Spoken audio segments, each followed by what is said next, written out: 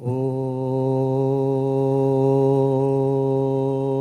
पूर्णमद पूर्णमिदं पूर्णात् पूर्णमुदच्यते पूर्णस्य पूर्णमादाय पूर्णमेवावशिष्यते।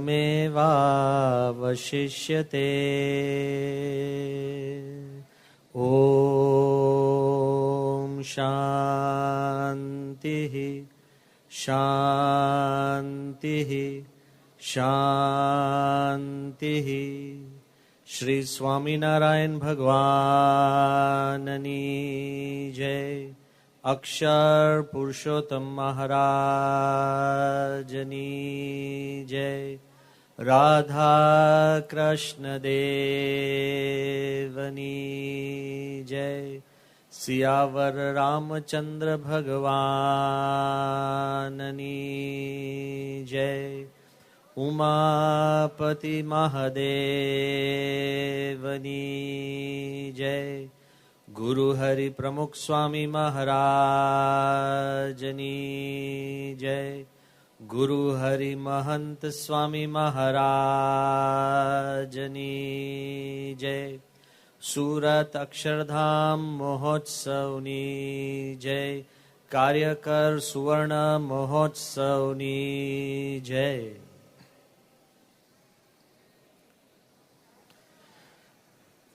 In the divine presence of Bhagavan Swaminarayan, in the equally divine presence of my Guru Hari, Pramukh Swami Maharaj, Guru Hari, Mahan Swami Maharaj,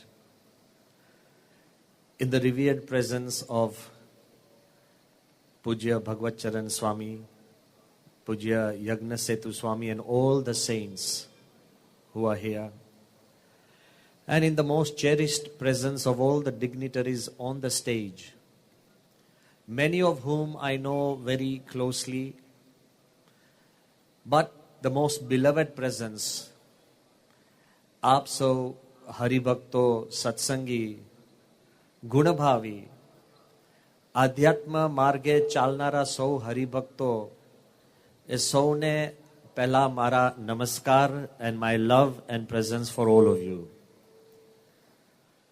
આજે જ્યારે આપણે ભેગા થયા છે અને we are celebrating the BAPS Hindu Mandir in Abu Dhabi, તો તે વખતે આપણે વિષયની વાત કરીએ ત્યારે ખબર પડશે કે કોઈ પણ કાર્ય આ દુનિયામાં થતું હોય છે તેની પાછળ બહુ જ મોટો શુભ વિચાર હોય છે.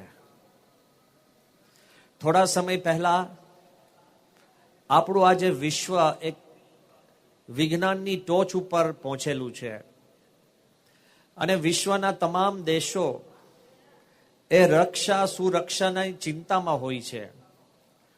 ત્યારે દુનિયાના મુખ્ય દેશોએ ભેગા થઈ અને એક બહુ મોટી ચર્ચા કરી. What was the discussion? કે અત્યારે આપણી પૃથ્વી અને પૃથ્વી ઉપર માનવ એને સૌથી મોટું થ્રેટ શું છે? સૌથી મોટી ચિંતા કે માનવ માત્રને ખલાસ કરી નાખે એવું પરિબળ કયું છે? કારણ કે તમે જ્યારે બહુ વિકાસ કરો ને, જે રસ્તા ઉપર જ રહે છે એને કોઈ માવજતની ચિંતા નથી. જેને મહેલો બનાવ્યા છે એને રક્ષા સુરક્ષાની ચિંતા છે. જ્યારે વિશ્વએ આટલી બધી પ્રગતિ કરી ત્યારે એક ચર્ચા શરૂ થઈ કે માનવ માત્રને સૌથી મોટું જોખમ શેનું છે? તો વાતમાં અમુક વાતો સરળતાથી બધાએ ચર્ચા શરૂ કરી કે ત્રીજું વિશ્વ યુદ્ધ જો થયું અને એવું વણશે તો માનવ માત્ર એમાં ખલાસ થઈ શકે એમ છે. તાજેતરમાં જ કોરોના પસાર થયો એટલે લોકોએ એ પણ ચર્ચા કરી, વૈજ્ઞાનિકોએ, કેવું કંઈક વાયરસ બને, અને ભલે પછી એ નેચરલ હોય કે અનનેચરલ, પણ વાયરસ એવું બને કે જેની સમક્ષ માનવ એકદમ નબળો પુરવાર થાય તો એક વાયરસ પણ માણસને ખલાસ કરી શકે છે. કોરોનામાં આપણે જોયું, કોઈએ કોઈ દેશના નેતા કે કોઈએ કોઈ દેશને પૂછ્યું નથી કે આટલા વર્ષોથી આપણે અબજો ને અબજો ને અબજો રૂપિયા શસ્ત્ર પાછળ ખર્ચીએ છીએ, પણ જ્યારે કોરોના આવ્યું ત્યારે આપણા કઈ ટેન્કો ને કયા પ્લેનો ને કયા બોમ્બ ને કયા શસ્ત્રો કામ લાગ્યા. નોબડી હેઝ આસ્ક્ડ કે આપણી સુરક્ષા શું? None of our military power કે આપણા શસ્ત્રો કે સાધનો આપણને કોરોના સામે રક્ષા કરવા માટે સક્ષમ બન્યા. તો કહેવાનો ભાવાર્થ શું છે કે લોકોએ કીધું કે ત્રીજું વિશ્વ યુદ્ધ થાય તો કદાચ માનવ ખલાસ થઈ જાય, એવું વાયરસ પેદા થાય તોય માણસ ખલાસ થઈ જાય, અમુક કક્ષાના જ્વાળામુખીઓ ફાટે તો એ જ્વાળામુખીના કારણે એટલી રજકણો આકાશમાં પ્રસરે કે સૂર્ય ઢંકાઈ જાય, અને સૂર્ય ઢંકાઈ જાય તો માનવ માત્ર ખલાસ થઈ જાય. પછી કે છે ક્લાઇમેટ ચેન્જ, જે શબ્દ આપણે બહુ સાંભળીએ છીએ કે જ્યાં ઠંડી નથી ત્યાં ઠંડી પડે, અને ગરમી હોય ત્યાં ઠંડી પડે, અને ઠંડી હોય ત્યાં ગરમી પડે. ઉત્તર ધ્રુવ અને દક્ષિણ ધ્રુવમાં ગરમીના કારણે પાણી પીગળે, બરફ પીગળે, અને સમુદ્રની તળેટી ઊંચી આવે, અને આપણા દેશ અને શહેરો ડૂબી જાય, એમાં પણ માણસ ખલાસ થઈ શકે એમ છે. આગળ ઉપર લખે છે કે ઉલ્કાપાત થાય. તમને ને મને તો ખબર જ નથી, પણ મીટિયોરોઇડ કે એસ્ટેરોઇડ એ પૃથ્વી પર અથડાય અને પૃથ્વીની ગતિ બદલાય, અને ગતિ બદલાય એટલે માનવ માત્રનું જીવન બદલાય, અને આપણે એમાં ખલાસ થઈ શકીએ એમ છે. આગળ ઉપર એ લોકોએ ચર્ચા કરી કે પરગ્રહના માનવીઓ આવે, પરગ્રહના લોકો અહીંયા આવે પૃથ્વી પર, અને માનવ જોડે યુદ્ધ કરે અને માનવને ખલાસ કરી શકે. એનાથી પણ આગળ વિચાર કરે છે કે અત્યારે પૃથ્વી એની ધરી ઉપર ફરે છે, પણ કદાચ ગ્રેવિટી બદલાય, ગુરુત્વાકર્ષણ બદલાય, અને પૃથ્વી આમ ઢળી પડે તો જે જીવન આપણે જોઈએ છે એવું ટકે નહીં, અને એના કારણે માનવ માત્ર ખલાસ થઈ શકે એમ છે. What are the biggest threats? માનવના અસ્તિત્વ માટે સૌથી વધુમાં વધુ જોખમ શું છે? આ બધી ચર્ચા કરતા કરતા કરતા હજુ પણ આગળ વિચારે છે કે આ તો વૈજ્ઞાનિકો છે, બુદ્ધિશાળીઓ છે, આર્ટિફિશિયલ ઇન્ટેલિજન્સ, માનવે જ પોતાની બુદ્ધિથી એવા રોબોટ બનાવે જે માનવ કરતા વધારે બુદ્ધિશાળી હોય, માનવ માત્રનું કામ કરતા હોય, અને એ રોબોટને સ્વતંત્ર બુદ્ધિ ઉપજે, અને એને એમ લાગે કે હવે તો આપણને આ માનવ નડે છે, અને માનવનો નાશ કરી દે. આર્ટિફિશિયલ ઇન્ટેલિજન્સની અંદર પણ માનવ ખલાસ થઈ શકે એમ છે. આ બધી ચર્ચા વિચારણા બધી એ લોકો કરતા હતા. આગળ ઉપર એ ચર્ચા કરે છે કે કદાચ પૃથ્વી એ સૂર્યની 100 કિલોમીટર જ નજીક પહોંચે તો પૃથ્વી બાષ્પીભવન થઈ જાય. ચંદ્ર પૃથ્વીની 100 કિલોમીટર જ નજીક આવે તો પૃથ્વીમાં એટલા મોટા મોજા ઉત્પન્ન થાય તો આપણે આપણા સમુદ્રની અંદર જ ડૂબી જઈએ. ઘણી બધી આવી ચર્ચાઓ કર્યા પછી શું લખે છે ખબર છે? The greatest danger to human beings. બધા યાદ રાખજો, અહીંયા બાળકો બેઠા છે, વડીલો છે, બધા નેતાઓ છે, બધા જ છે. The greatest danger to human beings એ યુદ્ધ નથી, એલિયન્સ નથી, ક્લાઇમેટ ચેન્જ નથી, એ બધા કરતા સૌથી વધુમાં વધુ જોખમ છે તો નેગેટિવ થિંકિંગ, નકારાત્મક વિચારસરણી. માણસ જ્યારે નકારાત્મક વિચાર કરવા માંડે તો પોતે પોતાની જ જાન લે છે. આપઘાત. એવો સર્વે બારે નીકળ્યો છે કે જેટલા માણસો યુદ્ધમાં, જેટલા માણસો ટેરરિસ્ટ એટેકમાં, જેટલા માણસો એક્સિડન્ટમાં મરે છે એ બધા કરતા વધારે આત્મઘાતમાં મરે છે. Negative thinking.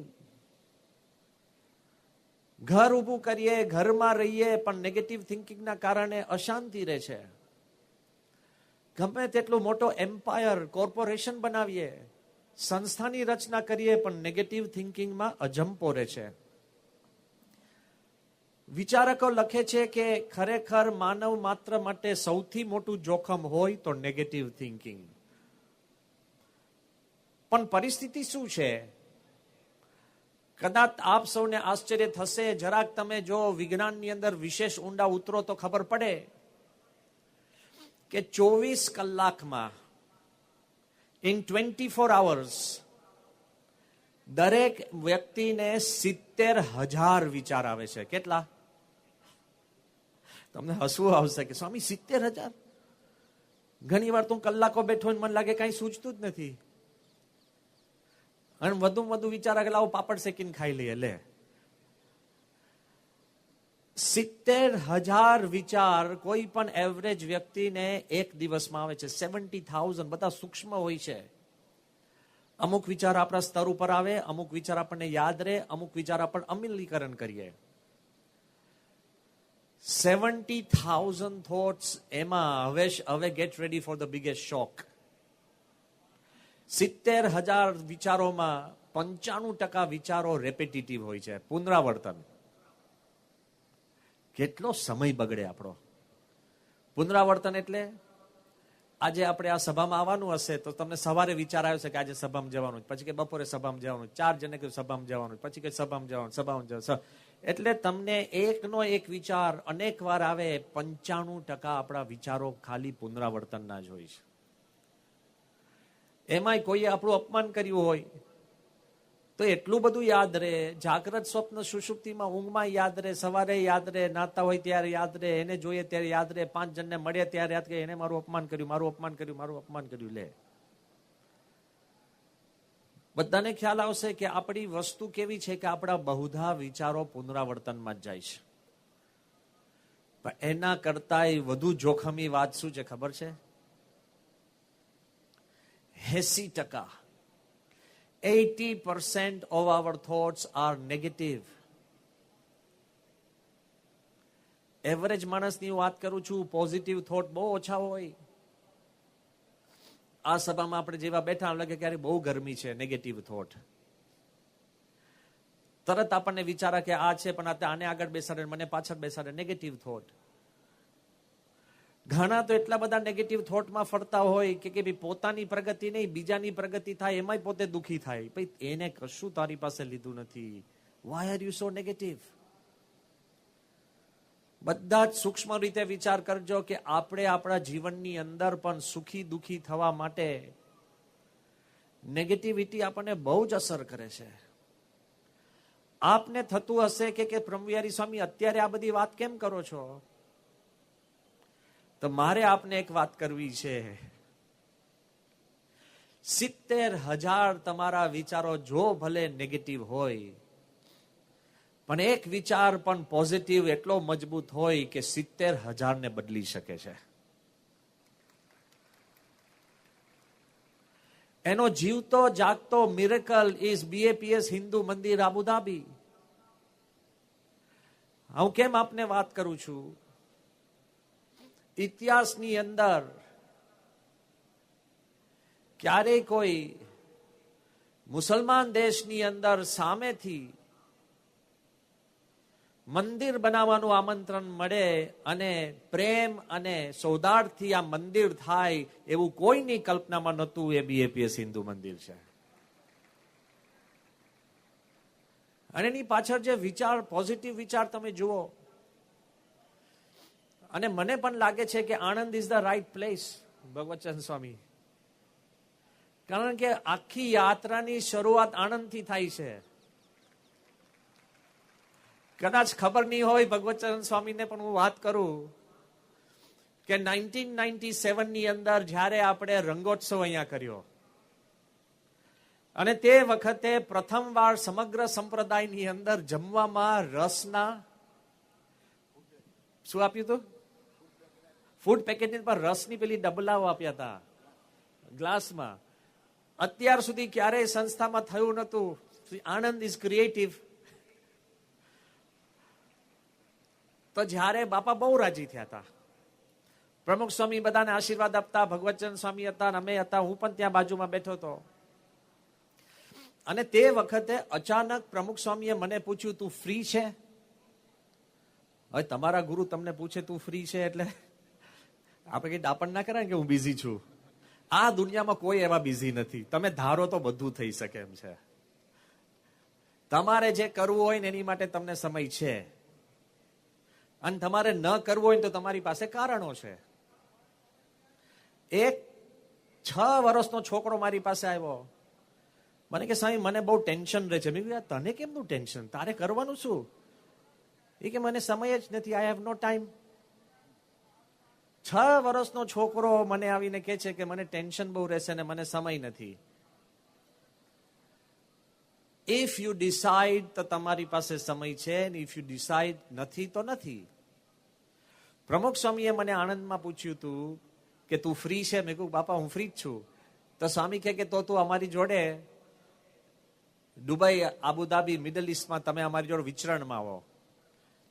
એટલે 1997 ની અંદર જયારે પ્રમુખ સ્વામી મહારાજ યુએઈ પધાર્યા, તે વખતે હું તો વગેરે વગેરે એક્સ્ટ્રામાં આવ્યો છું.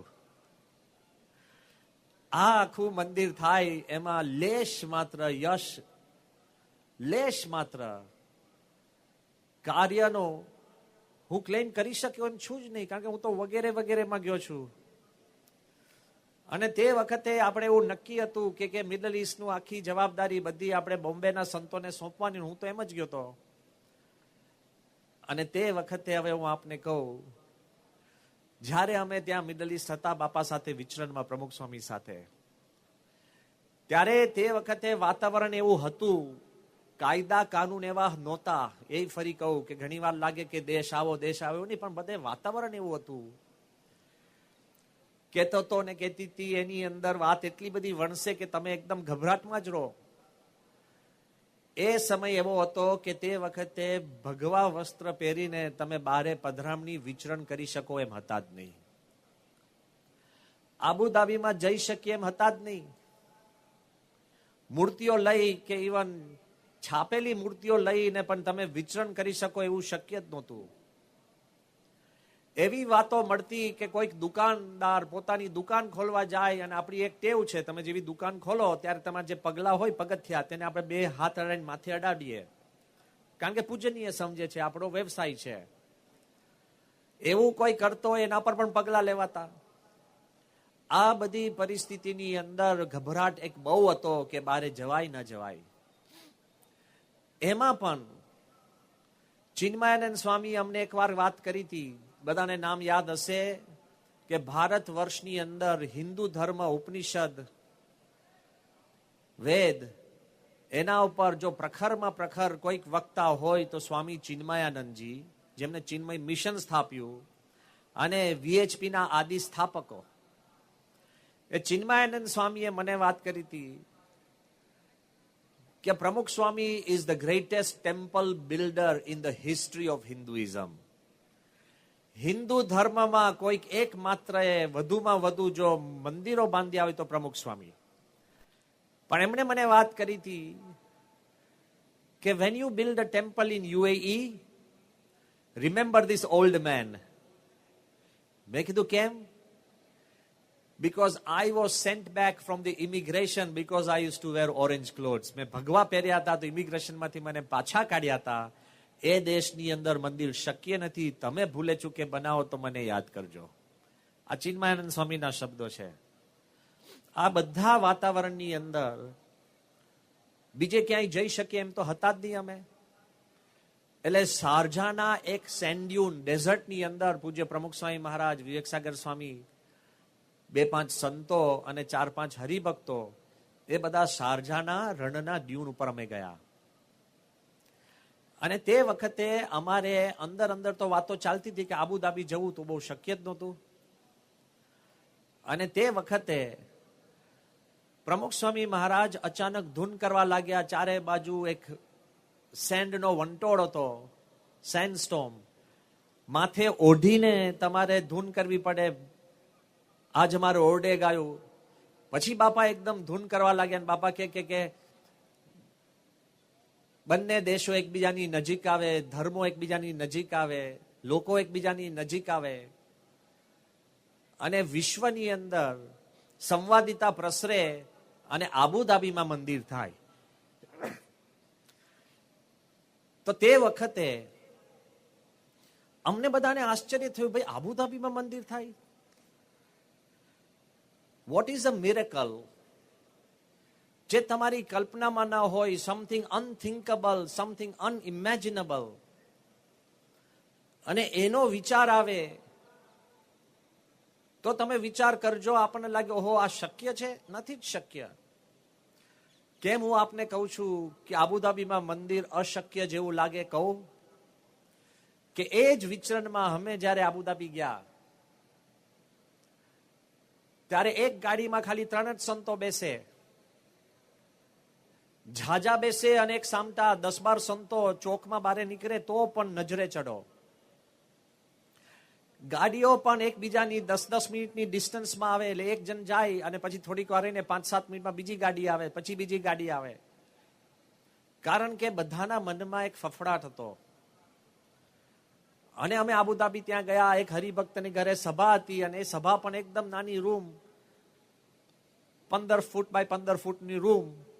એમાં 10-12 હરિભક્તો બેઠા હતા. પ્રમુખ સ્વામી આવી રીતના સોફામાં બેઠા હતા, અમે બધા નીચે બેઠા હતા. અને ધૂન કેવી રીતના બોલાય આ તો આપને યાદ આવશે. અત્યારે તો આપણે માઇક ગજવીએ છીએ બધા, પણ અમારી પહેલી આબુધાબીની સભાની ધૂન, જે લીડ સિંગર હોય ને એને ગાવાનું શરૂ કર્યું, સ્વામિનારાયણ સ્વામિનારાયણ. પછી કોરસમાં ગાય ને તો કોરસ વાળા તો એનથી ધીરા, સ્વામિનારાયણ સ્વામિનારાયણ સ્વામી. આવી 5 મિનિટ ધૂન ચાલી. તો પ્રમુખ સ્વામી એકદમ નીચે વળીને મારા કાનમાં કીધું બાપાએ, બાપા કે શોક સભા ચાલે છે. આ પરિસ્થિતિ હતી આબુધાબીની. બારે જાહેરમાં તમે ધૂન ન કરી શકો, અંદર રૂમમાં ઘરમાં બેઠા હોય તોય તમને પોતાનું જ ઘર હોય ને તમારા મનમાં ફફડાટ રહે. એમાં અમારે એક હરિભક્તને ત્યાં ઠાકોરજી જમાડવાનું થયું અને 3 જણ જાય. એટલે એમાં બાપા, નારાયણચંદ સ્વામી અને હું, અમે એક ગાડીમાં બેઠા. અમારી પાછલી ગાડીમાં પૂજ્ય યોગીચંદ સ્વામી ને બીજા 2 સંતો, પાછલી ગાડીમાં બીજા 2 સંતો. એમાં જે ફ્લેટ પાસે અમારી ગાડી જઈને ઉભી રહી, એટલે જેવા બાપા નીકળ્યા અને અમે 3 નીકળ્યા, એટલે અમારી એક એવું હતું કે તરત જ તમારે લિફ્ટમાં જતું રહેવું અને જ્યાં જવાનું ત્યાં જવાનું. હવે પરિસ્થિતિ શું સર્જાય હું તમને હિસ્ટ્રી કહું છું. એટલે કે ઉપરથી હરિભક્તો જોયા કે પ્રમુખ સ્વામી આવ્યા છે, એટલે બધા હુડુડ કરતા દોડીને દાદરા ઉતરીને નીચે આવ્યા અને અમને કીધું હતું કે તમારે સીધા લિફ્ટમાં જતું રહેવાનું. એટલે જે લિફ્ટ નીચે ઊભું હતું એમાં અમે લિફ્ટમાં ગયા, પણ લિફ્ટ પણ ભ્રમરૂપ, કારણ તે વખતે આટલો વિકાસ નહોતો. એટલે એક લિફ્ટમાં 3 જ જણ માય. એટલે જે યુવક જે લિફ્ટ લઈને નીચે આવ્યો તો અમારે તો 3 જણ ભેગા જવું પડે, કારણ કે એક જણ રહી જાય તો જોડ વગર એને પાછો ઉપવાસ પડે. એટલે 3 સંતો અંદર ગયા, પેલો યુવક બારે નીકળી ગયો. એમાં કોકે બટન દાબ્યું ઉપરથી, એટલે અમારું લિફ્ટ બંધ થઈને ઉપર જતું રહ્યું. કયા માળે જશે અમને ખબર નહીં, કોઈ યુવક નહીં. અને અમારું એક જગ્યાએ એક માળ ઉપર લિફ્ટ ઉભું રહ્યું. સ્વામી મને કે કયા માળે? મેં કહ્યું બાપા મને ખબર જ નથી. લે, પ્રમુખ સ્વામી, હું અને નારાયણચંદ સ્વામી અમે જેવા બારે નીકળ્યા તો કોકે ફરી લિફ્ટ દબાઈ દીધું છે, તો લિફ્ટ જતું રહ્યું. એટલે અમે એકલા બારે, કોઈ જ નહીં. અમારું સ્વાગત કરનાર નીચે જતા રહ્યા હતા. અને એમાં ધીરે ધીરે મેં કીધું, મને લાગ્યું કે આપણે છે ને એક બારણું ખખડાવીએ અને બારણું ખખડાવે ને આપણે અંદર પૂછીએ કે ભાઈ આ ફલાણાભાઈ શશિકાંતભાઈ દેપાલાનું ઘર ક્યાં છે, તો આપણને કહેશે. હું જેવું બારણું ખખડાવા ગયો તો બાપા મને કે તું રહેવા દે, કે કોક બુરખાવાળા નીકળશે તો તમારે મારે આપણને પ્રશ્ન થશે. એટલે બધા જ અમે મૂંઝાયા. એમાં અમે નીચે ધીરે ધીરે ઉતરતા હતા શાંતિથી. એમાં એક ઘર આવ્યું ને બારણું, તો સ્વામી કે બસ આ ખખડાવ. મેં કહ્યું બાપા પણ અહીંયા આ કેમ ખખડાય? જેવું ખખડાયું ને તે અંદરથી હરિભક્તો જ નીકળ્યા. તો મેં કહ્યું બાપા આપને કેવી રીતના ખબર પડી? સ્વામી કે એમાં આપણી વઘારની વાસ આવતી હતી. પ્રમુખ સ્વામી મહારાજ, તમારા ઘરના વઘારથી પણ તમારો પરિચય કરી શકે એમ છે, એટલે ધ્યાન રાખજો શું બનાવો છો ઘરે. આ આબુધાબીનું આખી રીતભાત હતી અને એમાં પ્રમુખ સ્વામી મહારાજ સંકલ્પ કરે કે આબુધાબીમાં મંદિર થશે. Very difficult, impossible.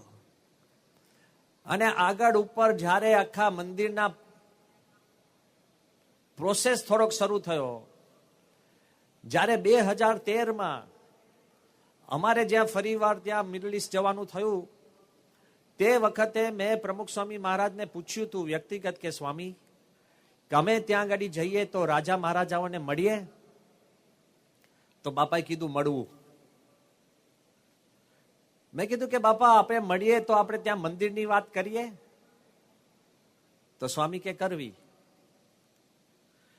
પછી મેં કીધું કે બાપા પણ હવે આ દેશ એવો છે કે ત્યાં કશું કાયમી ન કહેવાય. આજે છે ને કાલે નથી. તો પ્રમુખ સ્વામી મને શું કે હસતા હસતા, સ્વામી કે તું જ કાયમી નથી, આ પૃથ્વી કાયમી નથી, તો શાની માટે કાયમી કાયમી કરે છે? જયારે દેશકાળ સારા હોય ત્યારે આપણે કરી દેવું, આગળ ઉપર ભગવાન જોનાર બેઠા છે. આપણે બધા ઘણા બધા આપણા કાર્ય, આપણને જયારે સારી ઓપોર્ચ્યુનિટી મળે, આપણને કોઈને મદદ કરવાની અવસર મળે, ક્યાંક આપણે બુદ્ધિશાળીઓ હોય અને કોકને આપણે સારી સૂચન આપવાની પણ એક અવસર મળે, કોઈને જમાડવાનો અવસર મળે, મદદ કરવાનો અવસર મળે, ત્યારે પ્રમુખ સ્વામીના સિદ્ધાંત પ્રમાણે જસ્ટ ડુ ઇટ. આગળ ઉપર ભગવાન જોનાર બેઠા છે, વિલંબ ન કરાય. પ્રમુખ સ્વામીની આ નાની નાની બધી વાતો અને સૂચનો, એનો સમૂહ ભેગો થાય. અને જયારે 2013માં અમે ત્યારે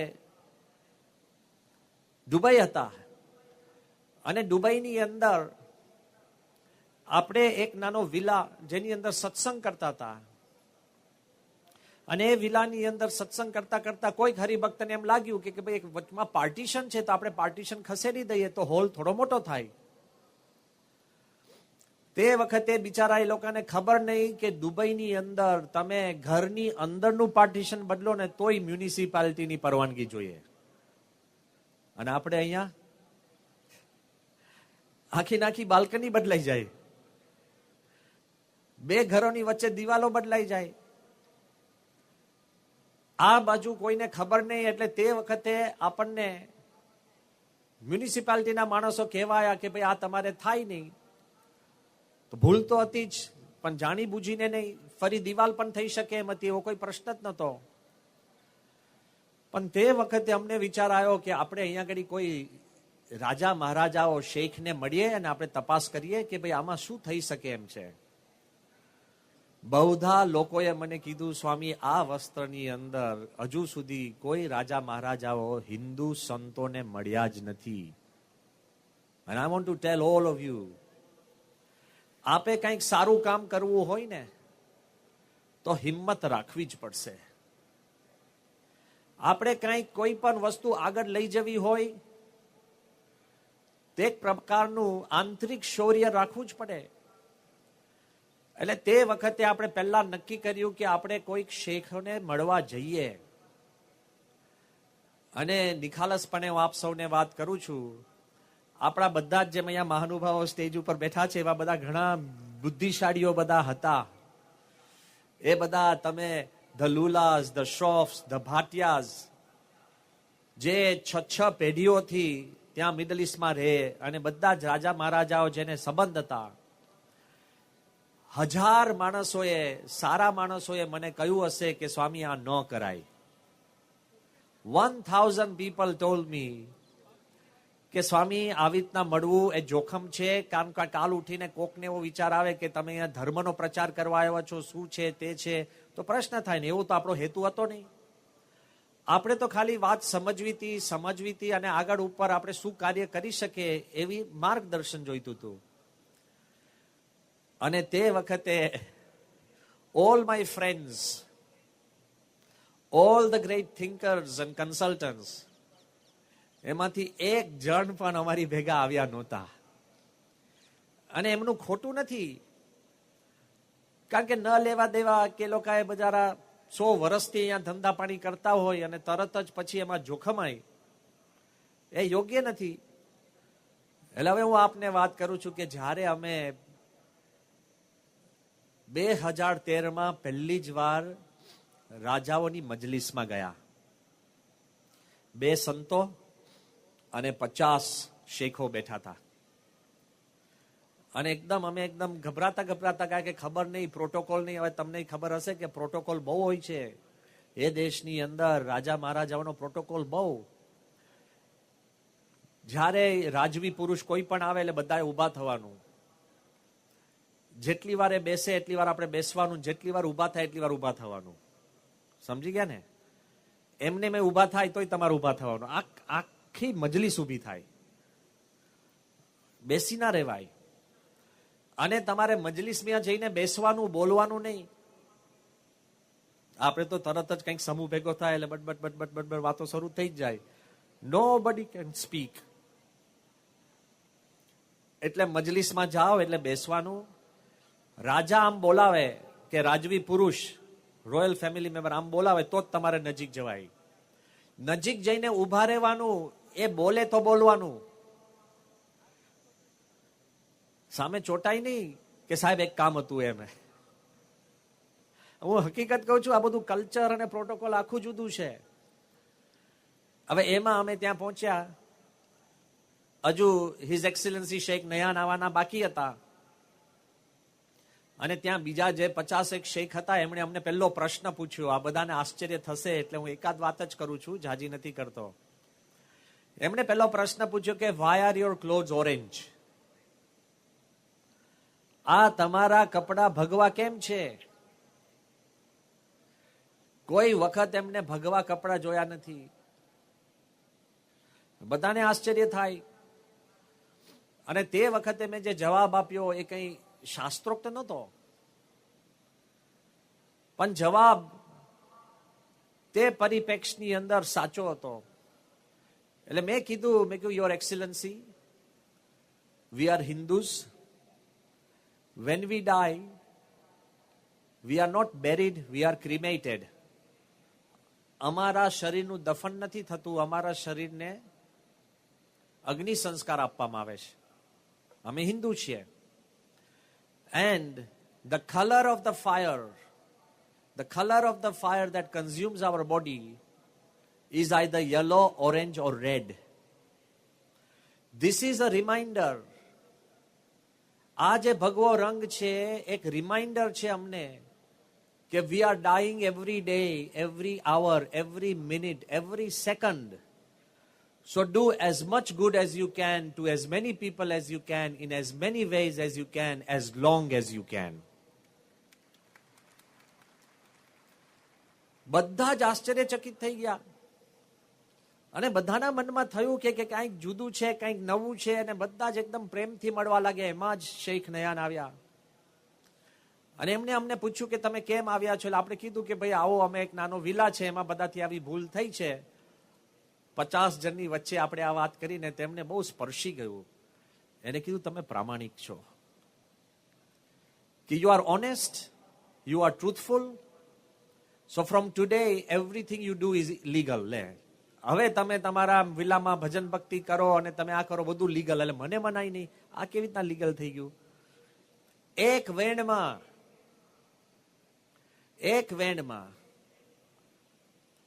એટલું બધું એમને હેત થયું. પણ હેત થયું કેમ ખબર છે? સચ્ચાઈ ઉપર.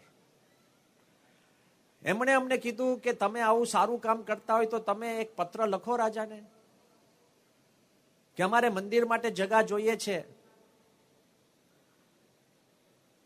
તે વખતે બધા જ જે ભારતીય અગ્રણીઓ હતા એ બધાએ મને કીધું કે બ્રહ્મવિહારી સ્વામી, આપણે જો પત્ર લખીએ ને તો તમારે એવું લખવું પડે, બધા કન્સલ્ટન્ટે કીધું કે મંદિર શબ્દ નહીં લખતા,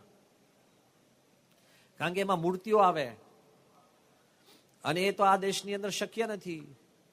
પણ તમે એવું લખજો કે અમને જગા આપો તો better living centre, compassionate centre, youth centre, cultural centre, પણ મંદિર શબ્દ નહીં લખતા. હું સીધો સારંગપુર ગયો અને મેં બાપાને કીધું, પ્રમુખ સ્વામીની તમારે જો કિંમત અને પ્રમુખ સ્વામીની જે ડેપ્થ જુઓ. બહુ ઓછું બોલતા હતા. મેં કીધું, બાપા, બધા આપણને કહે છે આપણે જે કાગળ લખીએ કાગળની અંદર આપણે આવું શબ્દ ના લખાય. સ્વામી કે આપણે સાચું લખવું. સ્વામી કે આપણે સાધુ છીએ અને જેમ મોટો માણસ મોટો બને ને એને સચ્ચાઈ અને પ્રામાણિકતાની મહત્તા વધતી જાય છે. અત્યારે મહાનુભાવો જે સ્ટેજ ઉપર બેઠા છે અને જે પોઝિશનમાં છે બધા જ એમને બુદ્ધિશાળી માણસો, આવડતવાળા માણસો બધા જ હોય, પણ તમારે વિશ્વસનીય માણસોની વધારે જરૂર હોય છે. ગમે તેટલા બુદ્ધિશાળી હોય પણ તમે એનામાં વિશ્વાસ ન કરી શકો તો શું કામના? આ બાજુ પ્રમુખ સ્વામીએ એક સિદ્ધાંત આપ્યો કે જે કાંઈ રજૂ કરો એ સચ્ચાઈથી કરજો, સાચું કહેજો. જેમ તમારું કામ અગત્યનું હોય એમ વધુ અગત્યની સચ્ચાઈ અને પ્રામાણિકતા બને છે. યુ વોન્ટ બિલીવ, આટલી મોટી સભા છે એની હાજરીમાં હું કહું છું, જે પહેલો પત્ર આપણે જે લખ્યો છે એમાં અમારી ઇનસન્સ કહેતા કે મંદ બુદ્ધિ, મારે કેવું છે શબ્દ મંદ બુદ્ધિ, કારણ કે અમે જે પહેલો પત્ર લખ્યો એ આબુધાબીને રાજાને લખ્યો અને એમાં મેં શું લખ્યું કે અમને તમે દુબઈમાં મંદિર બનાવવા માટેની જગા આપો. એટલે કેવું કહેવાય ખબર છે? તમે તામિલનાડુના ચીફ મિનિસ્ટરને પત્ર લખો અને કહો કે ગુજરાતમાં અમને જગા આપો. સમજાય છે? કોઈ જોઈને જ પત્ર બાજુ પર મૂકી દે કે આ મૂર્ખ છે, ખબર જ નથી પડતી. પણ યાદ કરો, 97ની સાલમાં પ્રમુખ સ્વામીએ શારજાની રણની અંદર કહ્યું હતું કે આબુધાબીમાં મંદિર થશે. અમે માંગી હતી જગા દુબઈમાં અને રાજાએ આપી આબુધાબીમાં.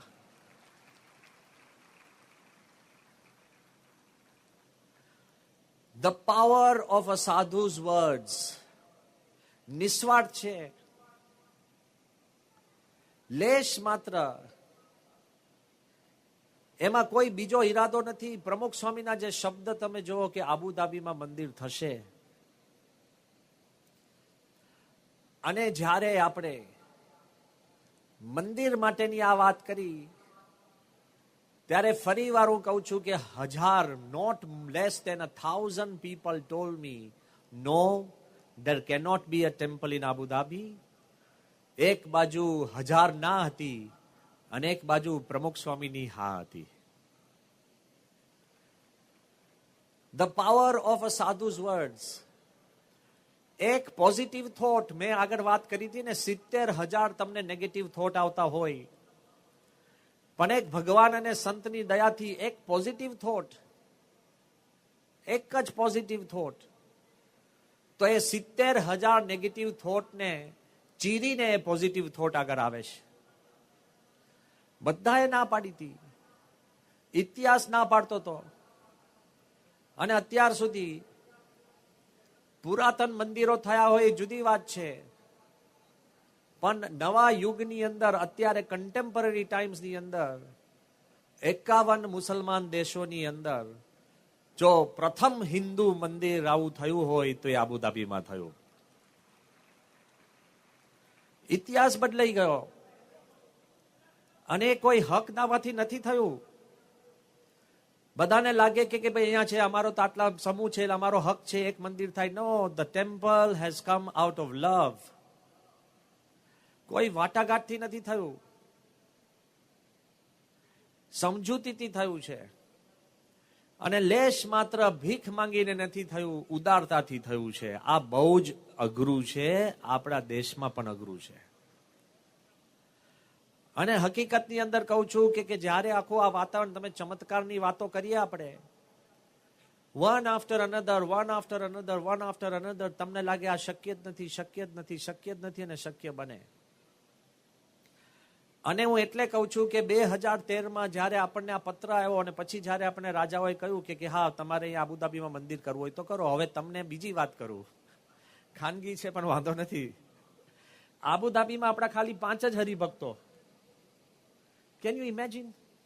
5 હરિભક્તો હોય ત્યાં શિખરબદ્ધ મંદિર થઈ શકે? આખા યુએઈ ની અંદર ખાલી 150 સત્સંગીઓ, ત્યાં શિખરબદ્ધ મંદિર થઈ શકે? અહીંયા આપણે એક પરાની અંદર 500 કુટુંબ હોય ને તો એક તમે હરિમંદિર નથી કરી શકતા. 5 જ કુટુંબો. પ્રમુખ સ્વામીના આશીર્વાદ હોય તો ચંદ્ર ઉપર પણ મંદિર થઈ શકે.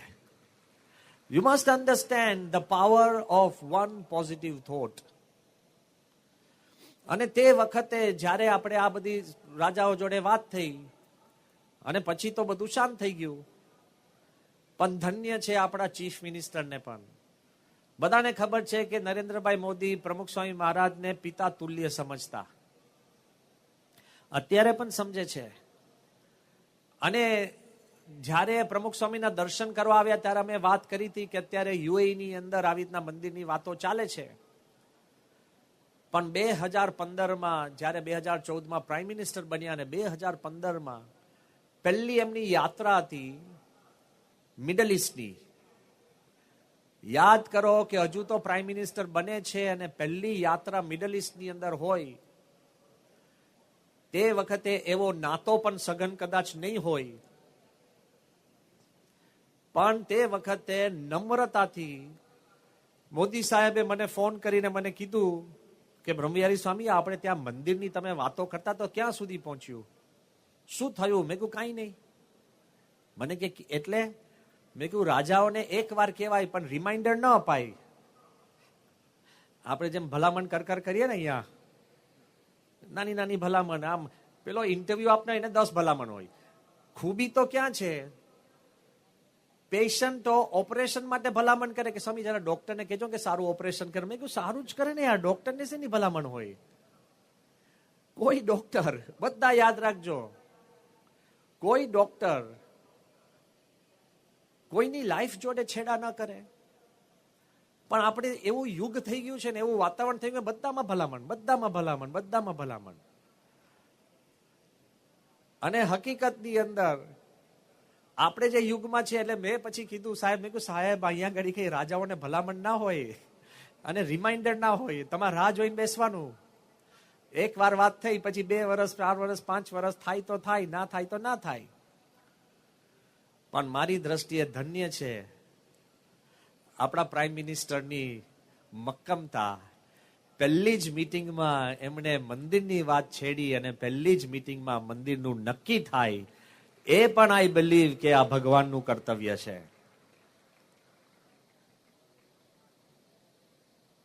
શરૂઆતમાં 2.5 એકર જગા, પછી આગળ અમે રજૂઆત કરી તેને 5 એકર કરી. પછી ફરીવાર હું નકશા લઈને ગયો ત્યારે એમનું 13.5 એકર કરી. અને પછી અમે કીધું કે 13.5 એકરનો આખો પ્લાન તૈયાર કર્યો. પછી એમાં એમને કીધું કે ભાઈ પાર્કિંગ ક્યાં હશે? મેં કહ્યું કે જમીનની નીચે બેઝમેન્ટમાં. તો સામેથી મને કે તમે બેઝમેન્ટની અંદર પાર્કિંગ કરવું એ તો જોખમ કહેવાય, ધાર્મિક સ્થળ છે. તો મેં કહ્યું અમે પાર્કિંગ ક્યાં કરીએ? એ કે તમારી મંદિરની હદ અને રોડની વચ્ચે કેટલી જગા છે? મેં કહ્યું ઘણી. તે કે મંદિરના હદથી રોડ સુધીની બધી જગ્યા અમે તમને પાર્કિંગ માટે ફ્રી આપીએ છીએ. હવે આને તમે ચમત્કાર, તમે માંગ્યું નથી ને મળે. કમ ઓન, આપણે કઈ એનું ક્રેડિટ લેવાય એમની નથી કે અમે આમ આયોજન કર્યું, આમ આયોજન કે નો નો નો નો નો. તમે માંગ્યું નથી અને મળે, અને પ્રેમથી મળે. અને કેવી રીતે? તો થિંગ્સ હેવ ચેન્જ્ડ. જ્યારે આખું આ મંદિરની રચના શરૂ થઈ, બધાને થોડું ઘણું ખ્યાલ છે, પણ હું 2-5 મિનિટમાં વાત કરીને આગળ આપણે વાત કરીએ.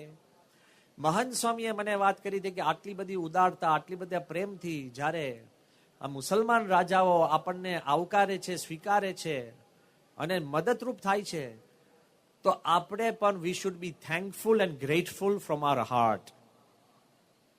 આભાર વૃત્તિ. બધા જ સભામાં બેઠા છો ને, એક વાત લખી રાખજો.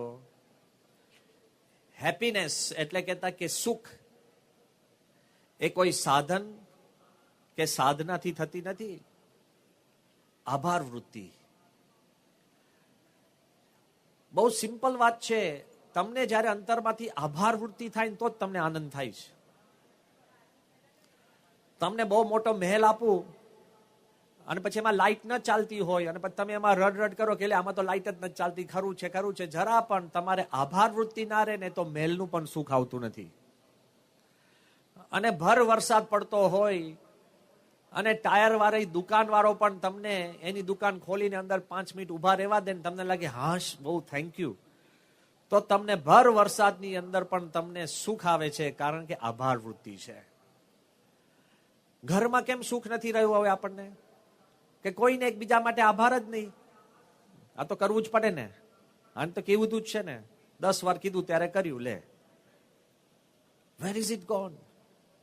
પ્રમુખ સ્વામી મહારાજ છેલ્લા શ્વાસ સુધી આભાર વૃત્તિ જ. સંતોને જોવે તો બાપા વ્હીલચેરમાં હોય તોય પ્રમુખ સ્વામી હાથ જોડીને એમ કે મને એમ થયા કરે છે કે હું સંતો માટે શું કરું. અને આપણને શું થાય? ઘરના માટે કે બહુ કર્યું. લે, change your attitude, change your mind, be positive. બધું જ તમારું વાતાવરણ બદલાશે. એટલે મહંત સ્વામીએ કીધું હતું કે આપણે જે કાંઈ ડિઝાઇન કરીએ એમાં આભાર વૃત્તિ રાખજો. તો આપ સૌને આનંદ થશે કે અત્યારે BAPS ના ઘણા બધા મંદિરો, 1600 થી વધારે મંદિરો છે. પણ રાજાઓ જોડે જયારે અમે ચર્ચા કરતા હતા ત્યારે અમે એમને વાત કરી હતી કે આ દેશની અંદર કોઈ નદીઓ નથી, અમે તમારા માટે 3 મુખ્ય નદી લઈને આવશો, ગંગા, યમુના, સરસ્વતી. એનું પાણી લઈને એના મધ્યમાં મંદિર બન્યું છે. 7 શિખરનું, કારણ કે 7 એમિરેટ્સ, 7 એમિરેટ્સનું આભાર માનતું 7 શિખરનું મંદિર અને 7 આપણા આરાધ્ય દેવતાઓ એ મંદિરોમાં પ્રસ્થાપિત કર્યા છે. એસ ભગવાન સીતારામ કે રાધા કૃષ્ણ, શિવ પાર્વતી, જગન્નાથજી, ભગવાન સ્વામિનારાયણ અને ગુણાત્યાન સ્વામી અક્ષર પુરુષોત્તમ, તિરુપતિ બાલાજી અને અયપ્પા સ્વામી, એ બધા દેવતાઓની એકદમ 2 નમૂન મૂર્તિઓના ત્યાં દર્શન થાય છે. ત્યાં ધજા અને આપણા કળશો છે.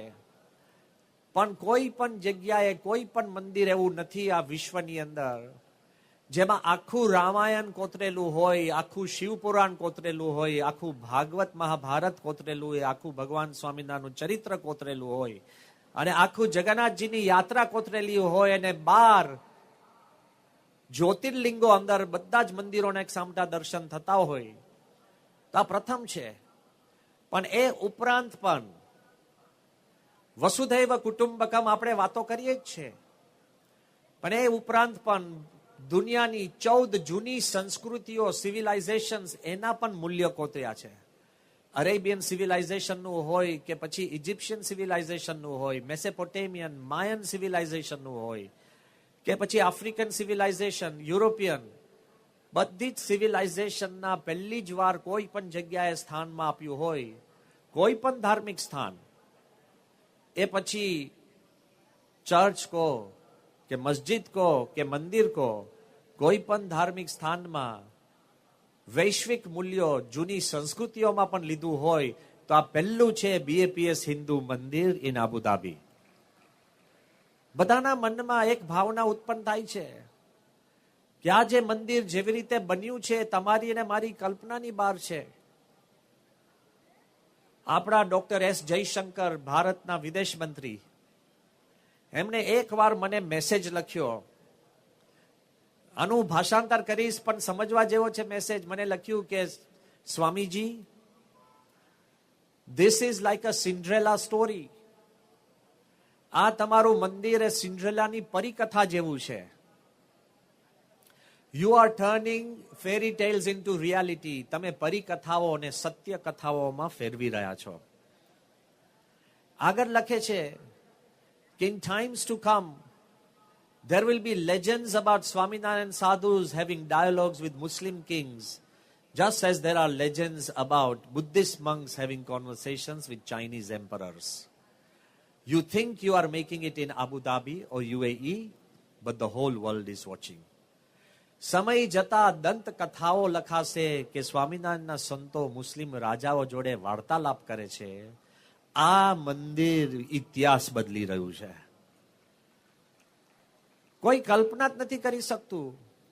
એમણે તો ત્યાં સુધી કીધું કે ડિપ્લોમસીથી જે કામ ન થાય, ડિપ્લોમસીથી જે કામ ન થાય, એનાથી વધુ કામ આ એક મંદિર દુનિયાના સંબંધો બદલવાનું કામ કરશે. આ વિચાર જુઓ. કોઈ પણ વ્યક્તિ જ્યારે આ મંદિર જોવે છે ને એમ થાય છે કે એક પરિકથા જેવું છે. મહંત સ્વામી પોતે કીધું કે ડબલ પરિકથા, ડબલ ફેરી ટેલ. મહંત સ્વામી તો ત્યાં સુધી બોલી ગયા કે અત્યાર સુધી BAPS મંદિરો બાંધ્યા, એ જોઈને દુનિયા આશ્ચર્યચકિત થઈ જતી, પણ આબુધાબીનું મંદિર જોઈ BAPS આશ્ચર્યચકિત થઈ ગયો. BAPS is astounded કે આવું મંદિર આટલું બ્યુટીફુલ, રાઈટ ટાઈપ, એવરીથિંગ સો હોલિસ્ટિક. ત્યારે આપણને ખબર પડે કે આખી જે ભાવના છે એમાં દૈવત પ્રમુખ સ્વામી અને મહંત સ્વામીએ કેટલું મૂક્યું છે. પણ કેવું છે એ હું આપને વાત કરું. કદાચ તમે નામ સાંભળ્યું હશે, અહીંયા આગળ બધા મહાનુભાવોને તો ખબર જ હશે. દુર્ગા શંકર મિશ્રા, DS મિશ્રા એ બહુ જ મોટા IAS અધિકારી અને ભારતના અર્બન પ્રિન્સિપલ સેક્રેટરી દિલ્હીમાં. આપણા પ્રાઇમ મિનિસ્ટરે એમને સોંપ્યું હતું આખું સેન્ટ્રલ વિસ્ટા બનાવવા માટે, જે દિલ્હીનો નવો આખો માર્ગ બન્યો એમને બનાવ્યો છે. નવું પાર્લામેન્ટ બિલ્ડિંગ, એમને ખુરશી ઉપર કામ નથી કર્યું, પણ નવું પાર્લામેન્ટ બિલ્ડિંગ DS મિશ્રાએ બનાવ્યું છે. પછી એમને બઢતી આપી અને યુપીના ચીફ સેક્રેટરી તરીકે મૂક્યા, એક્સટેન્શન આપી. કેટલા સારા અધિકારી હશે કે દેશને જરૂર છે. તો યુપીની અંદર કાશી કોરિડોર, અયોધ્યાનું મંદિર, રામ મંદિર અને આખું અયોધ્યાનું નવીનીકરણ, અર્બન પ્લાનિંગ, એ બધું કોણે કર્યું? DS મિશ્રા. DS મિશ્રા સાહેબ આબુધાબીનું મંદિર જોવા આવ્યા. અને હું આપને વાત કરું, એમને જે શબ્દ ઉચ્ચાર્યા છે આપને આગળ રજૂ કરું છું. બહુ પ્રેમથી. સત્યનો રણકાર. આપણે બધા જ માનીએ છીએ કે ભારત માત્ર માટે આપણા આધ્યાત્મિક ઇતિહાસમાં રામ મંદિર એ સૌથી મોટી ઘટના છે. એટલે DS મિશ્રાએ કીધું કે સ્વામીજી, भारत के आध्यात्मिक इतिहास में सबसे बड़ी घटना और सबसे बड़ी क्षण राम मंदिर है. मैं आपको समझाना चाहता हूं कि राम मंदिर 500 साल पहला था. राम मंदिर था और 500 साल तक भारत में की कल्पना में भी रहा है. 500 साल पहला था और 500 साल तक भारत की कल्पना में भी राम मंदिर रहा है. मगर आबू धाबी का मंदिर किसी के कल्पना में भी नहीं था, वो आपने बना दिया. वो भगवान की ताकत है. कल्पना मत नहीं. एक बहु मोटा आचार्य, धार्मिक पुरुष અને વૈશ્વિક પુરુષ, એમણે આખું આ મંદિર જોઈ અને અતિ રાજી થઈ અને એકદમ મને એક રૂમમાં લઈ ગયા ત્યાં આબુધાબી. અને રૂમનું બારણું બંધ કરીને મને શું કે ખબર કે महाराज सतयुग में भी इधर मंदिर नहीं था जो आपने बना दिया. કે કલ્પના જ નથી થતી. અને જે કોઈ અહીંયા આવે છે બધાને પ્રેમ, ભક્તિ અને ભાવ. હજારોની સંખ્યામાં ભાવિકો આવે છે અને કેવા પ્રેમથી. મંદિરનું ઉદ્ઘાટન થયું ત્યારે જ્યારે પ્રાઇમ મિનિસ્ટર સાહેબ આવ્યા, મોદી સાહેબ, અને મને યાદ છે કે અમે છેક આપણે પાર્કિંગની અંદર ત્યાં ઉભા હતા તો સાહેબ એકદમ આવીને ભેટ્યા અને પછી શું કે મને ખબર છે કે તમે બાપાને સજીવન કરી દીધા. પ્રમોદ સ્વામીનો એક શબ્દ અને શબ્દના આધારિત આખું મંદિર થાય તો તમે પ્રમુખ સ્વામીને સજીવન કરી દીધા.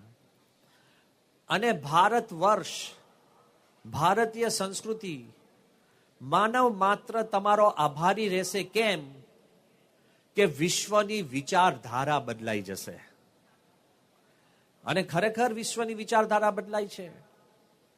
ઘણીવાર બધાના મનમાં એમ છે કે હિન્દુમાં હિંમત નથી, તો છે. અને કોઈના મનમાં એમ હોય કે મુસલમાન રાજા ઉદાર નથી, તો છે. કેટલી ઉદારતા કે જ્યારે રાજાના મહેલની અંદર અમે નક્કી કરવા ગયા કે કેવા પ્રકારનું મંદિર કરવું, એક બારમાં સામાન્ય બિલ્ડિંગ જેવું મંદિર કરવું કે જેથી કરીને લોકોની નજરે ન ચડીએ, અને બીજું આપણું આ શિખરબદ્ધ મંદિર જેમાં કોતરકામ હોય, આ હોય, તે હોય, પશુ પંખી હોય, મૂર્તિઓ હોય, એવું પથ્થરનું મંદિર કરવું. અને તે વખતે જ્યારે અમે રાજાના મહેલમાં પૂજ્ય ઈશ્વરચરણ સ્વામીને અમે બે ગયા, 1000 મહાનુભાવો હતા આખી દુનિયાના. અને તે વખતે જયારે અમને ગયા ત્યારે પ્રોટોકોલ વાળાએ તો અમને કહ્યું હતું કે 50 ફૂટ દૂરથી જ તમારે ઉભા રહેવાનું. મેં કહ્યું અમારે આ પુસ્તક દેખાડ્યું કે ના ના ના, પુસ્તક અમને આપવાની, અમે દેખાડશું, તમે દૂર જ ઉભા રહેવાનું, કોઈ જાય નહીં, પ્રોટોકોલ. હારું પ્રોટોકોલ. મને તેમ દુઃખ થતું કે ઈશ્વર સ્વામી ભેગા છે ને આપણે કેવી રીતે બિચારા રાહ જોડાવી. ઈશ્વર સ્વામી મને વારે વારે કે ઈશ્વર ઈચ્છા બલી હસી, ભગવાનની ઈચ્છા. જેવા અમે નજીક ગયા, 50 ફૂટ દૂર ઉભા રહ્યા અને મોદી સાહેબે જેવા જોયા, એમને મોટેથી જય સ્વામિનારાયણ કીધું. એટલે ત્યાંના પ્રોટોકોલ વાળાને લાગ્યું કે અમને બોલાવે છે એટલે અમને જવા દીધા. અમે તો વગેરે વગેરેમાં ગયા છે. કોઈ અમને કહેતું હોય ને કે અમે બહુ બુદ્ધિ વાપરે, એવું કશું નથી, ભગવાનની દયાથી કામ થાય છે. અને પછી રાજાને બેઉ અમે બધા દ્રશ્યો દેખાડ્યા અને કીધું કે એક સાદું બિલ્ડિંગ, સિમેન્ટ કોન્ક્રીટનું, જેમાં બારી બારણા હોય, અને એવું અમે મંદિર કરીએ અને એની અંદર અમે ભજન ભક્તિ કરીએ. બીજું પથ્થરનું શિખરબદ્ધ, જેમાં કોતરકામ હોય, આકૃતિઓ હોય, બધું જ હોય, કયું કરીએ. 1000 માણસોની વચમાં his highness Sheikh Nahyan, his highness Sheikh Mohammed bin Zayed Al Nahyan, એમની ઉદારતા જુઓ. એમણે કીધું કે if it's a temple, it should look like a temple. મંદિર હોય તો મંદિર જેવું દેખાવું જોઈએ. અને રાજી થઈને જયારે પ્રાઇમ મિનિસ્ટર સાહેબે મને કીધું કે બ્રહ્મવિહારી સ્વામી અમે બે ભાઈઓ સમાન છે, તો રાજાએ મને પણ નજીક લીધો. મને કીધું કે આપણે 3 ભાઈઓ છે. All I want to tell you, આપણે his highness Sheikh Mohammed bin Zayed Al Nahyan, એમનું જેટલો આભાર માનીએ એટલો ઓછો છે. એમણે ઇતિહાસ બદલી નાખ્યો કહેવાય. પ્રમુખ સ્વામી મહારાજનો સંકલ્પ, આપણા પ્રાઇમ મિનિસ્ટરની મક્કમતા, મહંત સ્વામી મહારાજની આધ્યાત્મિકતા અને રાજાની ઉદારતા, જ્યારે આ 4 વસ્તુ ભેગી થાય ત્યારે આવો મંદિરનો ચમત્કાર થાય છે. પણ ચમત્કાર તો કેટલા ગણાવો.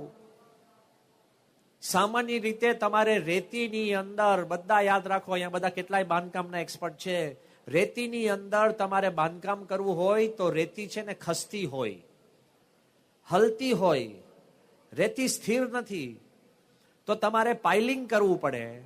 ઘણીવાર 90 ફૂટ ઊંડું પાઇલિંગ કરવું પડે. અને 90 ફૂટ ઊંડું પાઇલિંગ કરીને પથ્થર જેવું કંઈક મળે, પછી એના ઉપર રાફ્ટ કરીને પછી કંઈક બાંધકામ થાય. પણ જ્યાં આપણને મંદિરની જગા મળી, અને તે વખતે જગા કેટલી દૂર, દુબઈથી 90 કિલોમીટર દૂર, આબુધાબીથી 60 કિલોમીટર દૂર. બધા અમને કહેતા હતા કે સ્વામી આટલે દૂર કોણ આવશે? તો મારો જવાબ એક જ હતો કે જેને કેદારનાથ બાંધ્યું એને વિચાર્યું નતું અહીંયા કોણ આવશે. 1000 લાખો માણસો જાય છે, શ્રદ્ધા. અને આપને પણ આનંદ થશે, જેવું મંદિરનું ઉદ્ઘાટન થયું પહેલા જ દિવસે 65,000 માણસો દર્શન કરવા આવ્યા છે. રોજના હજારો, શનિ રવિ 20,000 30,000.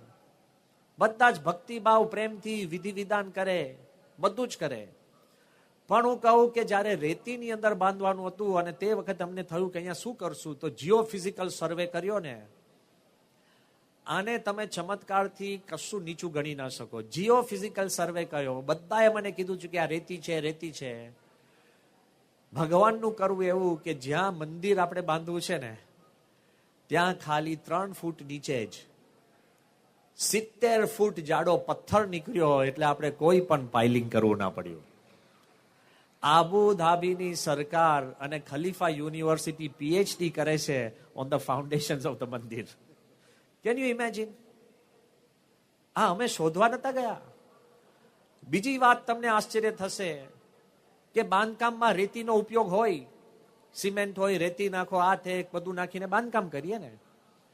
અને તમે બાંધકામ માટેની રેતી સ્પેશિયલ જોઈએ, સલ્ફર ફ્રી અને ક્લોરીન ફ્રી. જે રેતી મળે એ અંદર નખાય નહીં, એનું એનાલિસિસ કરવું પડે. હવે આબુધાબી એટલે તેલનો કૂવો, તેલ જ નીકળે છે. એટલે બધાએ કીધું કે સ્વામી આપણે રેતી ક્યાંક દૂરથી લાવવી પડશે, ટ્રકલોડ લાવવા પડશે, નામ કરવું પડશે, નામ કરવું પડશે. મેં આગ્રહ કર્યો, મેં કહ્યું છતાંય આ રેતીનું તમે એનાલિસિસ તો કરો. મને કે સ્વામી ના કરવાનું હોય, આપણે મૂર્ખ ઠરીએ, ખોટો ખર્ચો. મેં કહ્યું કઈ ખોટો ખર્ચો નહીં, કરો તો ખરા. તો સૌના આશ્ચર્ય વચ્ચે જ્યાં આપણી મંદિરની જગ્યા મળી રણમાં જ છે, પણ એ રેતીનું આપણે એનાલિસિસ કર્યું, તે ક્લોરીન ફ્રી અને સલ્ફર ફ્રી નીકળ્યું. આપણે એક ટ્રક કે એક બેગ પણ રેતીની બહારથી લાવી પડી નથી. There and then you cannot even imagine. પણ કોઈ પણ કાર્ય તમે કરો ને તમને લાગે સહેલું નથી. કોવિડ આવ્યું, કોવિડ તમને નડે, મને નડે, બધાને નડે.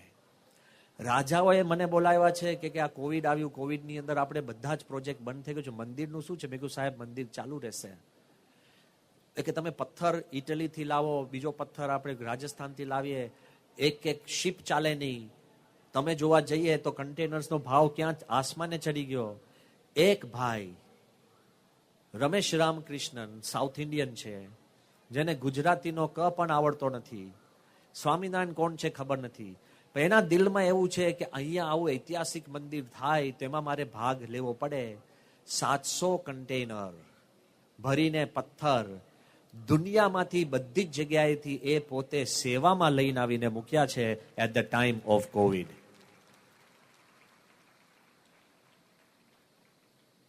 There are people. આપણે સંપ્રદાયના વાડામાંથી બહાર નથી આવતા, આપણે ધર્મના બોર્ડર્સમાંથી બહાર નથી આવતા, આપણે દેશની સીમામાંથી પણ ઘણીવાર બહાર નથી આવી શકતા. માનવ માત્ર માટે આપણે કામ કરવું હોય ને તો બધાથી પર થઈને માનવ માટે કામ કરવું પડે. આ બીએપીએસ હિન્દુ મંદિર છે, એમાં દરેક પ્રકારની ઉપાસનાનું પોષણ થાય છે, શુદ્ધ ભક્તિનું પોષણ થાય છે, બધા જ આપણા વિધિ વિધાનનું પોષણ થાય છે. જે દેશમાં આપણે ઘંટડી વગાડી નથી શકતા એના પથની અંદર આપણે 96 બેલ્સ મૂક્યા છે. પ્રમુખ સ્વામી આ પૃથ્વી ઉપર 95 વર્ષ હતા અને 96મી જન્મ જયંતિ આપણે ઉજવવાના હતા. 96 બેલ્સ ફોર પ્રમુખ સ્વામી. એમના સંકલ્પે બધું થયું છે. તો વાત એવું કરતો હતો કે તમે એક પણ કાર્ય કરો, એક પછી એક ઉત્તર વધતું જાય છે. પણ આપણા દેશને તો મહત્તા લાગે, પણ જે આપણા દેશના નથી ને પરદેશના હોય એને શું અનુભૂતિ થાય છે?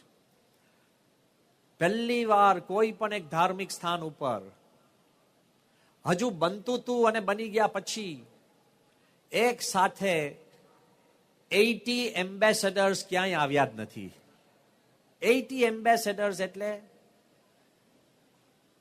Almost 50 or 40% of the world. એક યહૂદીએ મને ફોન કરીને કીધું, મને કે સ્વામીજી આ નાની ઘટના ન કહેવાય. કોઈ પણ ધાર્મિક સ્થાન ઉપર કદાચ સરકારના કામ હોય પણ સિક્યોરિટી વગર આખી દુનિયાના એમ્બેસેડર્સ આવે એવું શક્ય નથી. અને કદાચ તમને આશ્ચર્ય થશે, બધા એમ્બેસેડર આવીને એક એક ઈંટ મૂકી છે અને એમાં ઈંટ મૂકવામાં અફઘાનિસ્તાનના એમ્બેસેડરે પણ આપણા મંદિરના પાયામાં એક ઈંટ મૂકી છે. The whole world has come. અને એમાં ઇજિપ્તના એમ્બેસેડર જ્યારે આવ્યા અને એને મંદિર જોયું ત્યારે બોલી ગયા કે અમારે ત્યાં પિરામિડ્સ છે એ શ્રેષ્ઠ છે જ, પણ આ મંદિર વધારે શ્રેષ્ઠ છે. કેમ? પિરામિડ્સ ભૂતકાળની વાત કરે છે, આ મંદિર ભવિષ્ય જોડે વાતો કરશે. આપણી જે ભાવના છે કે દુનિયાની અંદર સુખ, શાંતિ અને પ્રેમ પ્રસરે, એ ભાવના, પણ ત્યાં એ પૂરું થતું નથી. બધી જ જગ્યાએ એના ભાવ અને વિચારો ક્યાં ક્યાં પ્રસરે છે. તો આપને એવું આશ્ચર્ય થશે કે જે કોઈ આવે છે ને એનું હૃદય બદલાય છે. હમણાં જ આપણા મંદિરે ત્યાં આગળ બધા દર્શનાર્થીઓ આવે, આમાંથી કેટલાય બધા મહાનુભાવો ત્યાં દર્શન કરવા આવી ગયા છે. પણ એ ભૂમિનો એવો પ્રતાપ છે કે તમને અંતરના ચમત્કાર થશે, મનના ચમત્કાર થશે. તમને લાગે અશક્ય કામ છે, શક્ય બનશે. પણ ત્યાં એક આર્મી લેફ્ટનન્ટ જનરલના ધર્મપત્ની ત્યાં દર્શન કરવા આવ્યા. હવે આ લખનૌ બેઝડ લેફ્ટનન્ટ જનરલ છે, એ આગળ ઉપર કદાચ ભારતના ચીફ ઓફ આર્મી પણ થઈ શકે એવી ઉચ્ચ કક્ષાના આર્મી ઓફિસર છે. તેમના ધર્મપત્ની આવ્યા અને એમને મંદિર જોયું, ત્યાં ધ્યાન કર્યું, બહુ જ શાંતિ થઈ. પછી એમણે એક નાની ચિઠ્ઠી લખી, કારણ સંતો જોડે તો વાત કરી ન શકે. એમને એક કાર્યકરોને એક નાની ચિઠ્ઠી લખીને કીધું કે તમે બ્રહ્મવિહારી સ્વામીને આપજો.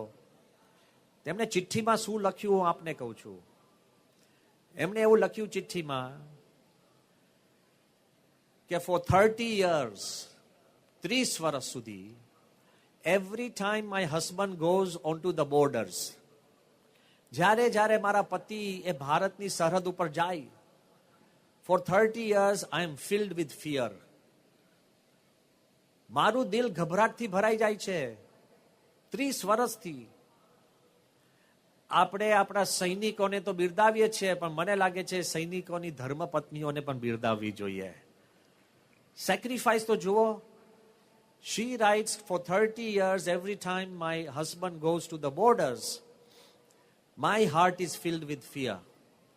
This is the first time I felt, આ મંદિરમાં આવીને પહેલી વાર મને એક અનુભૂતિ થઈ, the God that protects this mandir will definitely protect my husband. I am filled with faith. આનથી મોટો કયો ચમત્કાર જોઈએ? સ્થૂળ ચમત્કાર થાય, ઐતિહાસિક ચમત્કારો થાય અને જુદા જુદા ચમત્કારો થાય. આ વખતે જેમ હમણાં વાત કરી કે મલેશિયામાં બહુ જ મોટી ધાર્મિક કોન્ફરન્સ હતી, 2000 ધાર્મિક વડાઓ. મલેશિયા પોતે મુસલમાન દેશ છે, પણ 2 જ હિન્દુઓ હતા 2000માં. એમાં હું હતો. અને એમાં મલેશિયાના જયારે પ્રાઇમ મિનિસ્ટર અંદર આવે છે તો પહેલા એમને મને જોઈને મારી પાસે આવીને શું કીધું ખબર છે? કે મેં તમારા મંદિરનો ઉદ્ઘાટન પ્રસંગ મેં લાઈવ જોયો છે. લે, દુનિયાના પ્રાઇમ મિનિસ્ટરોના મનમાં થયું કે અહીંયા ગાડી વિચારધારા બદલાય છે, વિશ્વ બદલાય છે. અને લોકોના મનમાં એવું થાય છે કે તમે આખી પૃથ્વીને બિલ્ડિંગથી મઢી દો, એના કરતા પણ જે ચંદ્ર પર જોઈને એક ઈંટ મૂકે ને એ વધારે અગત્યનું છે. કેટલા લોકોએ પણ મને કીધું કે સ્વામી, અત્યારે દુનિયામાં જે યુદ્ધો થાય છે, નાની નાની બાબતોમાં ઝઘડા થાય છે, એકબીજાના મન છૂટા થાય છે ને દેશ દેશ સામે આવી ગયા છે, પોલરાઇઝેશન થાય છે, તો એક તમારું મંદિર શું કરી શકશે? વોટ કેન વન મંદિર ડુ? તો મારે આપ સૌને એક જ વિચાર આપીને અહીંયા પૂરું કરવું છે. Never underestimate the power of one. Never underestimate the power of one. We needed just one Neil Armstrong, જેને ચંદ્ર પર પગ મૂક્યો અને આપણે બધા એમ માનીએ છીએ કે ચંદ્ર પર આપણે જીત મેળવી. એક જ માણસની જરૂર હતી. ખાલી થોમસ એડિસન એક જ માણસ હતો જેને લાઇટ બલ્બ બનાવ્યો અને આખી દુનિયા ઝળહળતા પ્રકાશમાં આવી ગઈ કે નહીં? એક જ એડિસનની જરૂર છે. એક જ એડમંડ હિલરી જેને એવરેસ્ટ ઉપર પગ મૂક્યો અને આપણે બધા કેફથી બોલીએ કે આપણે માઉન્ટ એવરેસ્ટને સર કરી ગયા. એક જ ની જરૂર છે. એક જ ગાંધી જેને દુનિયાને કહ્યું કે અહિંસક ચળવળ થઈ શકે છે. જ્યારે આચાર્ય કૃપલાનીએ કહ્યું કે ગાંધીજી, ઇતિહાસ કહે છે કે કોઈ પણ ચળવળ લોહિયાળ જ હોય, ત્યારે ગાંધીજીએ કીધું કે ઇતિહાસ બદલાશે, આપણે અહિંસક કરી શકશું. એક જ વ્યક્તિની જરૂર છે જેના કારણે લોકોની સોચ બદલાય છે. એક જ પ્રમુખ સ્વામી મહારાજ કાફી હતા, જેને સંકલ્પ કર્યો કે આબુધાબીમાં મંદિર થાય અને આખા વિશ્વની વિચારધારા અત્યારે બદલાય છે. Never underestimate the power of one. 70,000 તમારા વિચારો નેગેટિવ હોય, પણ એક વિચાર એવો પોઝિટિવ હોય, હકારાત્મક હોય, ભગવાનના આશીર્વાદ વાળો હોય, ત્યારે કોઈ એ વિચારને પાછો પાડી શકતો નથી. હું આપને વાત કરું છું કે આબુધાબી મંદિર એટલે શું? તો જ્યારે 1000 માણસે આપણને ના પાડી હોય, જ્યારે કોવિડ આપણી નજર સમક્ષ આવીને ઊભો હોય, રાજાઓએ કીધું કે આ બધું બંધ થઈ જાય છે, યુદ્ધ થયું અને કોઈ પણ ટ્રાન્સપોર્ટ શક્ય નહોતું, અને જ્યારે કોવિડની અંદર આપણા ભલભલા મોટા દાતાઓ, ભલભલા મોટા આપણા સત્સંગીઓ એ પોતે પૃથ્વી ઉપરથી ચાલ્યા ગયા, જ્યારે સંપૂર્ણ એકલવાયુ વાતાવરણ થઈ ગયું, ત્યારે એક જ વિશ્વાસ હતો કે પ્રમુખ સ્વામીએ કંઈક કહ્યું હોય એ ક્યારેય અશક્ય બને નહીં, એ શક્ય જ બને. અને વિશ્વાસના કારણે આ મંદિર બન્યું છે. વાય? It's simple.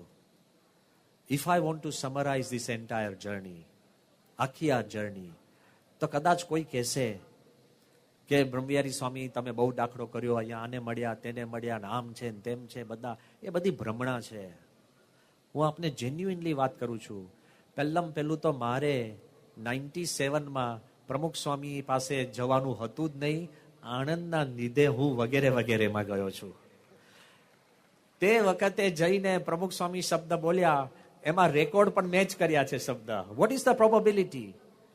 અને વર્ષો પછી પણ મળવાનું થાય, કરવાનું થાય, તમે કોઈને પણ ગમે તેટલું કન્વિન્સ કરવા પ્રયત્ન કરો ને, પણ એના સાક્ષી કબૂલ કરે, ભગવાન કબૂલ કરે તો જે હા પાડે છે. નીકળ દીકરા દીકરી પણ તમને હા પાડતા નથી, ધર્મ પત્ની કે પતિ પણ તમારું હા પાડતા નથી, ગમે તેટલા નજીક હોય તોય અંતર ભગવાન સાક્ષી બનીને એને હા કબૂલાત કરાવે છે. જે વસ્તુ ક્યારેય કલ્પી નથી. અત્યાર સુધી ભલભલાએ આપણને કહ્યું છે કે અત્યારે આ જે મંદિર થયું, તો સ્વામી અવધેશાનંદ, જે આચાર્ય ધર્મ સભાના વડા છે, એમણે મહંત સ્વામીને કીધું કે સ્વામી, આજ ઘર ઘર મેં દિયા જલ રહ્યા હૈ આબુધાબી મંદિર કે લીએ. બધા જ ઘરની અંદર એક કેફ આવી ગયો. બધાને મનમાં એમ થયું કે હિન્દુ ધર્મનું ઉત્થાન થયું. બધાને એમ થયું કે ખરેખર જે કક્ષાએ આપણા ધર્મ, આપણા મૂલ્યનો આદર થવો જોઈએ, એ બધાને કેવું થયું. કારણ કે કોઈ પણ પરિસ્થિતિની અંદર શક્ય ક્યારે બને છે? તો એક વસ્તુ હું શીખ્યો, તમે કોઈ પણ સેવા કરો ને, તો સેવાનું ફળ શું છે? કોઈ શાબાશી આપે એ? કોઈ તમારા ગુણગાન ગાય એ?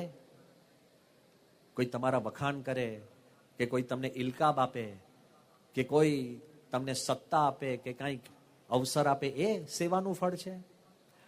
The greatest reward of seva is not what you get, is what you become. ખરેખર સેવાનું ફળ એ છે કે તમને જે મળે એ નથી, તમે જે બનો એ છે.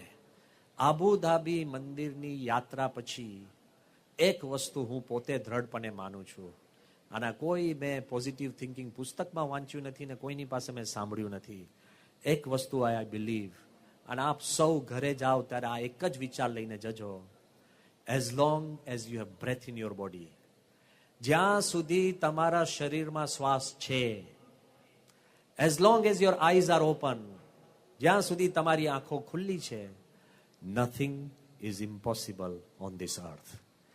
આ વિશ્વની અંદર કશું જ અશક્ય નથી. જો ત્યાં મંદિર થઈ શકતું હોય તો ભવિષ્ય બદલાઈ ગયું અને આપણું ભૂતકાળ પણ બદલાઈ ગયું. આજના દિવસ અમે પ્રાર્થના કરીએ કે આપ સૌ હરિભક્તો, ગુણભાવી, સૌ મહાનુભાવો અને સૌ અહીંયા આયોજકો, સંતો અને કાર્યકરો, આપણે ખૂબ દાખલો કરી આ પ્રમુખ સ્વામી મહારાજનું એક વેણ અને મહંત સ્વામી મહારાજની એક દ્રષ્ટિ અને સૌ કોઈના સહકારથી આ જે આખું મંદિર થયું છે, તો હોલ હાર્ટેડલી હું આપને કહું છું, બધા જ ત્યાં દર્શન કરવા આવજો, યાત્રિક બનીને આવજો. તમારી છાતી ગજગજ ફૂલશે અને અશક્ય કામ પણ શક્ય કરજો. એ જ આજના દિવસે પ્રાર્થના. શ્રી સ્વામિનારાયણ ભગવાન.